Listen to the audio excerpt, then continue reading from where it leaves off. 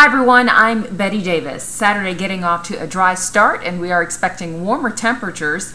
This is what it all looks like. We're going to have winds from the east-southeast tomorrow as high pressure slips off the southeast coast and the flow around that brings us southeast breezes. A disturbance from the Gulf of Mexico brings a better chance for rain late Saturday into early Sunday. So Sunday could very well get off to a soggy start before drier conditions settle in for Sunday afternoon. That said, there will be a cold front moving down the peninsula, and ahead of that, we're not going to rule out a shower even on Sunday afternoon and into Sunday evening. This is what it all looks like in the 7-day planner. Temperatures warmer this weekend, starting Saturday morning with lows that are a bit milder but still cool, upper 50s and low 60s. Highs are forecast to reach the upper 70s. Come Sunday, we could have high temperatures in the low 80s.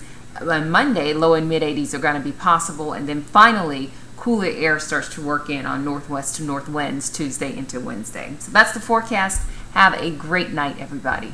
Or a great weekend, I should say.